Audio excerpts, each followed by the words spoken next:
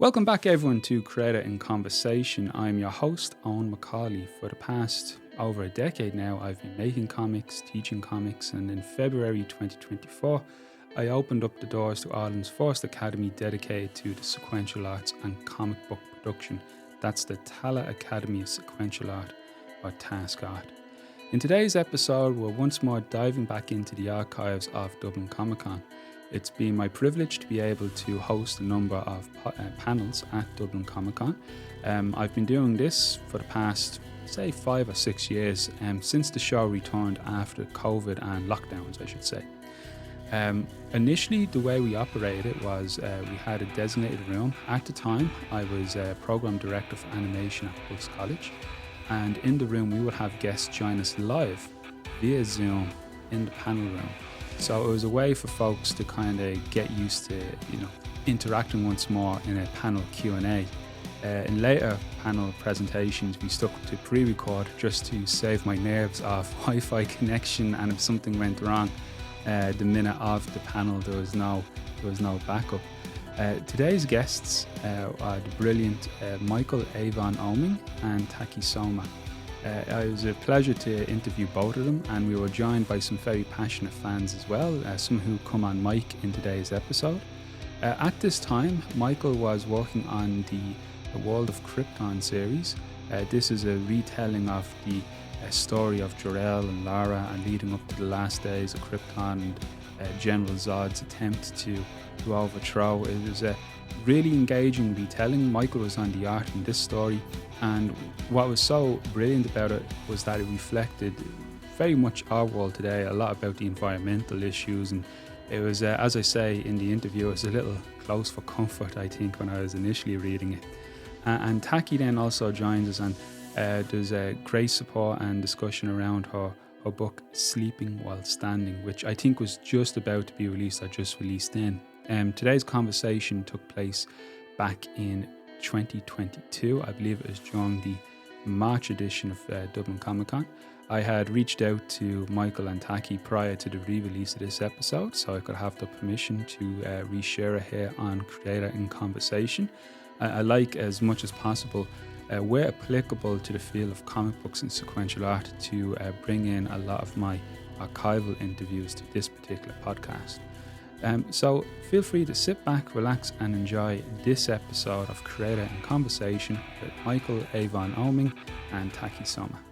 Broadcasting live from the Pulse College realm. So Pulse is a games and animation college, and what they've done this year is sponsor a panel room for workshops where we've had voiceover actors, game designers, writers, animators, comic book artists and writers.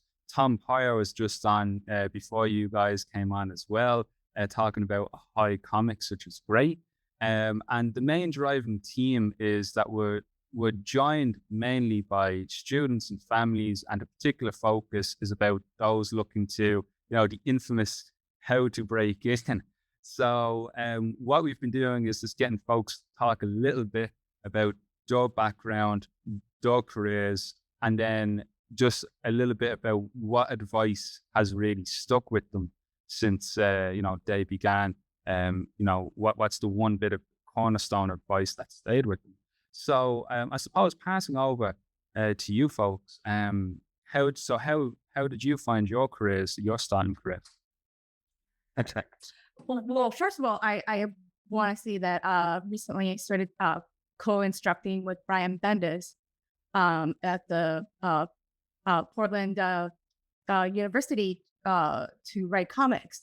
And this is a very subject that we talk about all the time, is how people break in, and it seems like almost every single person has a very unique way to get in. There's no one way that somebody gets in, but it's an interesting conversation each semester. It's just incredibly empowering almost, but yeah. I'll have Mike start.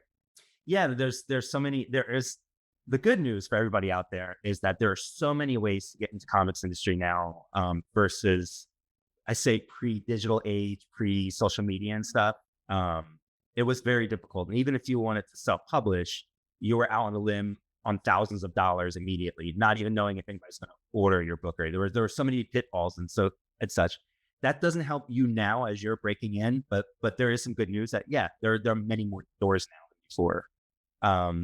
And I think there's a lot of mental blocks for people over what makes you a professional or what makes you like a legit comic book creator, especially with the digital world. And somebody can put up a webcomic that will get 1 billion times more views than my Superman comic that's coming out now, World of Krypton, right? But somehow it'll be perceived that somehow I'm the legit artist and that the person with millions of people looking at their webcomics isn't somehow, like, it's a hobby.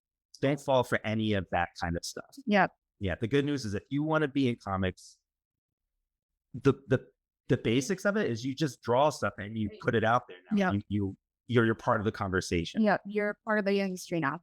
You're a comic creator. Congratulations. Yeah. Job well done. Now, as far as like all done. making a career and making a living and all that stuff is another conversation. But the good news is like that idea of how there's no permission slip needed to be a legitimate comic book artist or published, whether you're online or in paper. It's the same thing. It's the same value. Don't let anybody talk you out of that. It's elitism. Okay. Oh, no, that's really inspiring to hear as well. I often hear it likened to breaking out of prison.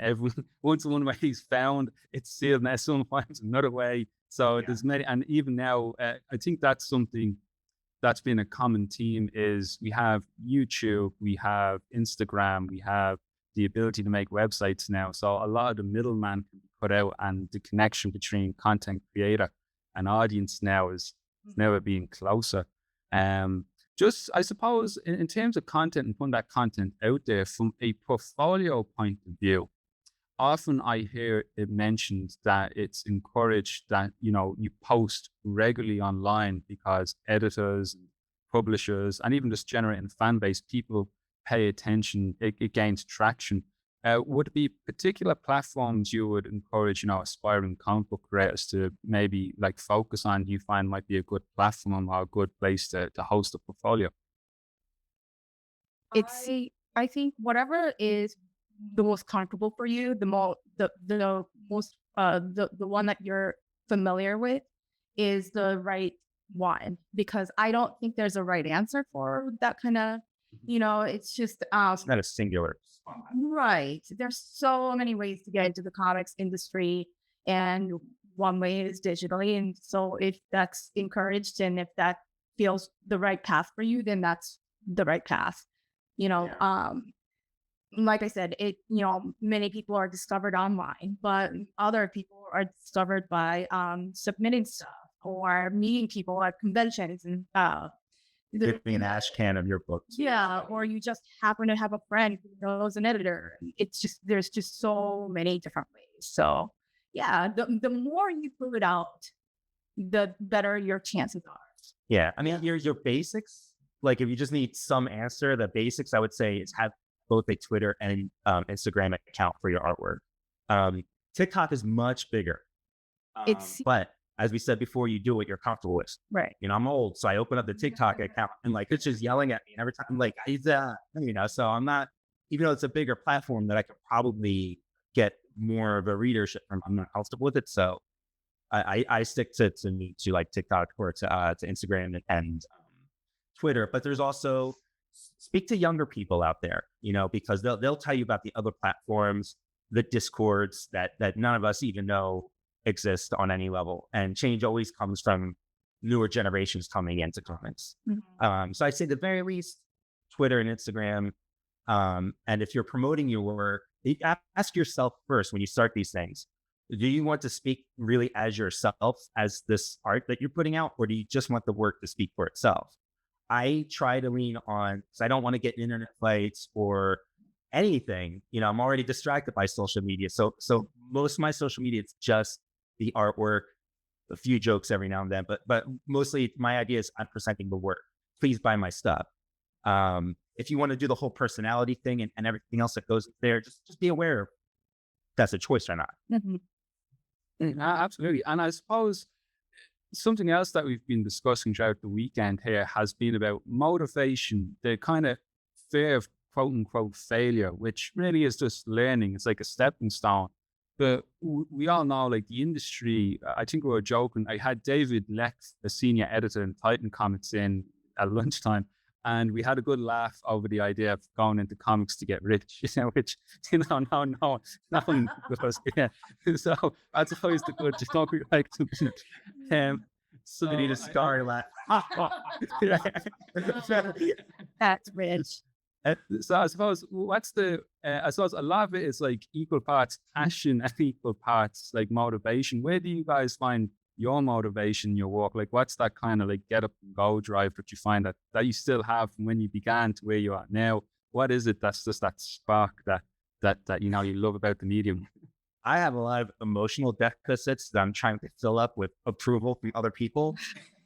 So, and I'm not lying. Like, honestly, that's a big part of it. Like, there's, not to get too much information here, but like, I have self-esteem problems. I'm not good at a lot of things. I'm always distracted. So I just fail at a lot of places, but comics is a place where I can prove to myself and to others, like I deserve to be on Earth, and I've got space here where I have something to say. So that is a big part of my motivation and I've had that since I was very, very young. Like, I was completely obsessively focused on comics. And even as an adult, I gotta tell you, there was a few years where like I went through ups and downs. You're talking about fears. We were talking about this in Brian Taki's class the other day. Any fear that you had, most of us have already faced. The worst situations have happened to both of us, and we're still here. We've gotten through them. They always suck at the time, and they feel like you can't get past. And some mountains are much harder to climb than others, but you got to ask yourself on those fears, well, what's the worst thing that can happen? Well, Failure is not bad. It's very profound. I've failed out of the industry, where I had a career. I was drawing Judge Dredd and some other books for DC and stuff, and now jobs just dried up. I had to go get a part-time job as a security guard so that I could still kind of draw on the side. But I mean, talk about fear. I'd spent all this time and sacrifice to make it into comics, and then it all went away. Like, that's a huge, huge failure thing. There was another point where I left comics to work in video games. The pay was so much better. There was security. They were doing crazy stuff like matching the retirement 401k stuff, vacation, for housing. And I became a functional alcoholic because I'm working there all day, and I still need to draw comics. I come home and I'm drawing comics all night. So even though it was a better industry, more lucrative, and like you talk about like how you want to make money as an artist, that's a guarantee is video games. Comics is not, but it's where we belong, and that's where I was happiest with. So like, I had to be true to myself and stick it out in comics. Well, and I'm the same way. I think I was just born to be a storyteller. So when I, discovered comics in my late 20s, I was like, oh, this is where I belong.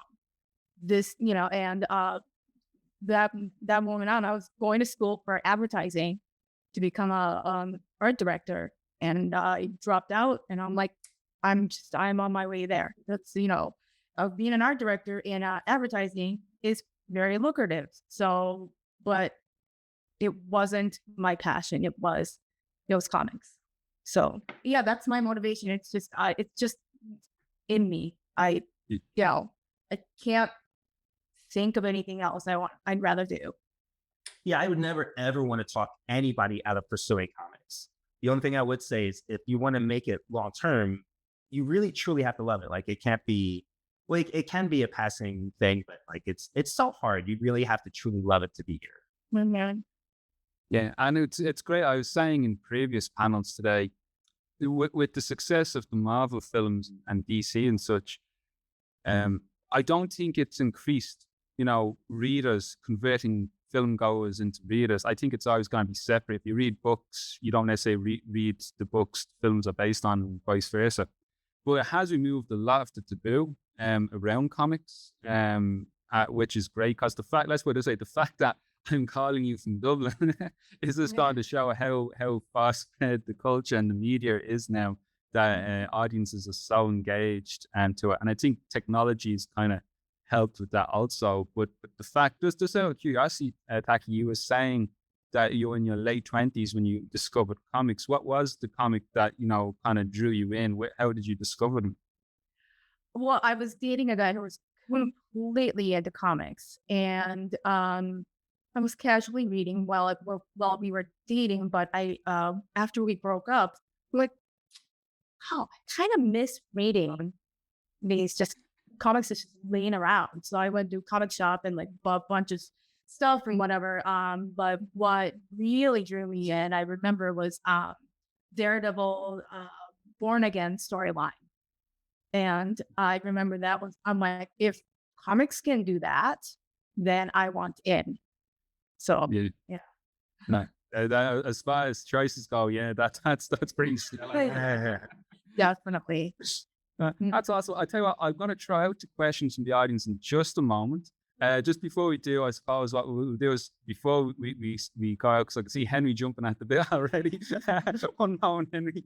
But before we do, is there just any particular projects you guys have out now at the moment you just want to talk about, give some spotlight or focus onto? More than happy to talk about that then. Yeah. Right now, there's two things going on. There's a World of Krypton from DC Comics, which it's a really smart retelling of Krypton, of that story. It's not what you would expect it to be. Robert Venditti is writing it. The guy did Hawkman. He's writing a bunch of other Superman stuff, and he's really good. We clicked really well. Nick Filardi, who I've worked with a long time in colors, coloring it. So I'm very proud of that. We're also working on a book with James Tinian about Project Blue Book, the old UFO investigation stuff. And we're doing a very straightforward, almost journalistic style, and that's on his Substack site. And then haven't announced yet, but Brian Bennett and I are getting ready to launch brand new stuff. So that's that right now. Yeah, that's exciting. Yeah. And I have a graphic novel coming out. It's a autobiographical book. Yeah, I guess. It's called Sleeping While Standing. Coming up from Avery Hill in July, I think. Great. And I also have we have Murder Inc. coming out, the volume 4 through Dark Horse Comics sometime soon. Yeah. And I finished writing another graphic novel about Van Gogh that he's going to be drawing. That we don't have a release date yet, but that's also on the way. Great. And is Sleeping While Standing, would that be coming out through Diamond? Would that be available to order through theirs? Yeah, you can order through Diamond, as well as you can get where you get books and stuff. So yeah, through Amazon or Barnes and Noble and stuff like that. Perfect. Yeah, and I'm reading World of Krypton as well, and I just got to say, that's terrifying me how much it looks like the world outside. It's an excellent telling, but it's scaring the holy heck out of me. And Robert's such a good writer that somehow, while the messaging there is obvious, it doesn't feel heavy-handed. It feels unavoidable. Mm-hmm. Yeah, I'm really impressed. Yeah. Awesome. Okay, so we'll try out to some questions now. So go ahead. Yep. So Michael, I understand Ragnarok Award. It's Marvel Bricks during also the award event, but what was his thought process during? Actually, tell Hans, do you want to come up and ask? Actually, yeah, I might as well. Hold on, won't you? Go ahead. Hold on. Okay. Yeah, go ahead. Okay, so Michael, I understand that Ragnarok was meant to remove Thor from the Marvel Universe during the Civil War event, but what was your thought process during it? Because was it just that Stan Lee and Jack Kirby had been teasing this massive event that was going to result in the death of the gods, or was it just because I recall hearing somewhere that you had a bit of a passion for Norse mythology, and you said, and did you think, oh, I could bring some of that into the mix too? And yeah, absolutely. I was super excited because, this was during the Civil War event, and they were going to basically reboot Thor. So the interesting thing was this was going to be Ragnarok, except for real, basically. We could actually follow through on everything that happens, because the intent was for everybody to die and be reborn, right? So I knew that this was an opportunity to reach into my Norse mythology love. And I had done a book before that called Hammer of the Gods, which was sort of this accidental tryout. And another good example for anybody looking to break in, by doing your own work, it will often get you More work. more work and get you that attention. That was like my portfolio for Marvel. They saw this Norse mythology book that I did, and they're like, oh, for this last thing, let's take a chance on this guy, see if he does something interesting. If he doesn't, it doesn't matter. It's getting rebooted. If it does, it'll be relevant, you know. So I got to reach into all my Norse mythology stuff, and I tried to tie in as much Norse mythology with mainstream Marvel continuity. You know, so I didn't want it to alienate anybody who liked Thor but wasn't deep into the mythology stuff. And it was a lot of fun to be able to mix those two together, and a real dream. That was one of my most favorite writing experiences I've been blessed to have. It's Good. All right. Thanks. Just wanted to ask about that because that was where I was like introduced to you for the first time, and like that story actually got me interested in Thor as a character. Because I was like, Thanks so much. Because I was like, wow, all these like important aspects of his like thing are like going away. Like, you know, his brother dies, and that's like the beginning of like the end, or a signal at the beginning of the end. I was like, wow, you know.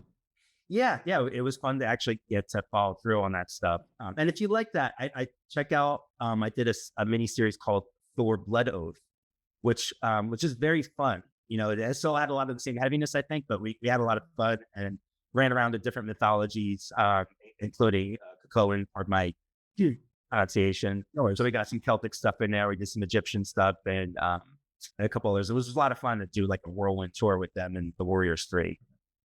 No worries. Because I also like after that I picked up. I think it was Beta Ray Bill. Oh yeah. Yes. Because I was interested in like the concept of like this alien thing that was kind of like Thor but wasn't really, well, had his powers and so on, but like, you know, and I was like, oh, so what's this guy's connection to Thor? And I went read it, you know, not being familiar with the character. I'm like, oh, okay, this is who he is. And then I went back to the Walt Simon scene where he was into Yes, and it's like, yeah. Cool. Thanks. no.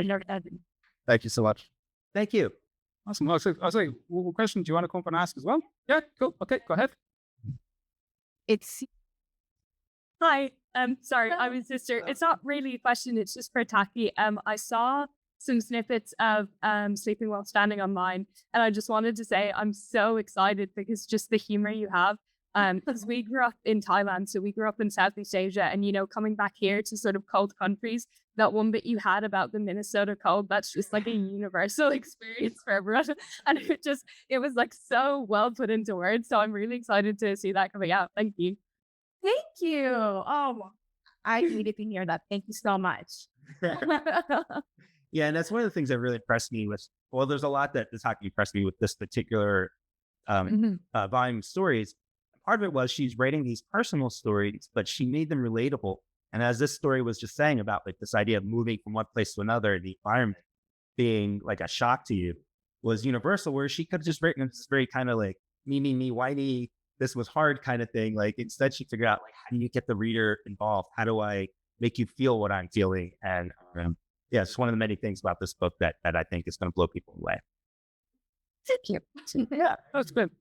All right, cheers. Thanks very much for that. Okay, I can see the wrap up guys giving me taking out the signal. Before we let you go, we'll just conclude on the last point, I suppose, which is that the nugget of advice. What would be the advice you would impart then to, you know, the one key nugget that you think you always find yourself thinking back on, or maybe it's that moment of hindsight. I wish I knew that then.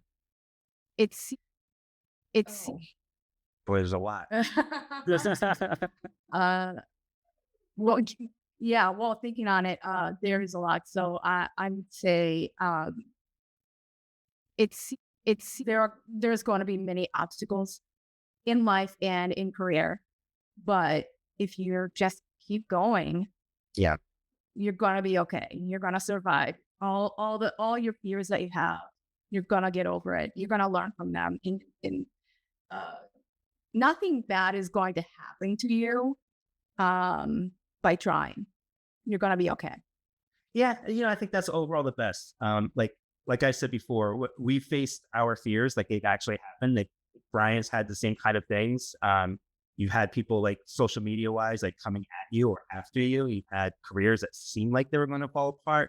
We've had books that came out that nobody cared about, that we came in at a loss for us financially. There are times where, you're wondering, I should just go do something else. All those fears, those things will happen to you at some point, and you'll survive them. Don't ever let them derail you from what you really want to do here in comics, whether it's as a career or something that you're doing part-time. They're both as legit. Don't let anybody talk you out of it or push you off your track of this is what I want to do. Yep. You'll be okay. Everything's going to be okay. No matter how bad things get, time will pass and it will be okay. Yep. And keep writing, drawing. That's awesome. I'm so happy this is like this is how I'll close the day. That's perfect. That's like, if I needed something to end on, that's like, yes, that's the one. That's the beat. We hit it. Excellent. No, Great. That's awesome. no, listen, thank you so much, both of you, for your time. I know I really appreciate it, and your willingness and patience of setting everything up was very much appreciated. Really do hope that in the near future we can arrange to have you over in person. As you can see, you'll have fans here to greet you. So I just want to thank you all. Thanks to everyone who came to the panel room today as well. We'll be having more talks all through tomorrow as well. And thanks once more, and hopefully get to talk to you again soon. And best luck with all your projects moving forward. Thanks for having us. Yeah, thank you. It's Thank you again, everyone, for joining us for this episode of Creator in Conversation. My thanks again to today's guests, Michael and Taki. I hope we have a chance to speak again, perhaps at another Dublin Comic Con or another event in the near future. I want to thank you, the listeners, as well, for your participation in these episodes. Often, as I say, if you have a comment, a question, anything you would like us to cover, or just providing a way of feedback, feel free to reach out to us at info@TASQart, that's TASQART.com, info@TASQart.com, or find us on social media at TASQart. And also, if you can, please subscribe or follow our podcast wherever you get your podcasts. And if you go onto YouTube as well, if you can throw in a like and subscribe as well to the video, that will really help us in the algorithm. My thanks to listener Dylan, who reached out as well, much appreciated for your comments and questions as well. And for everyone else, until next time, this has been a copyright production of Macaulay Consultancy 2025.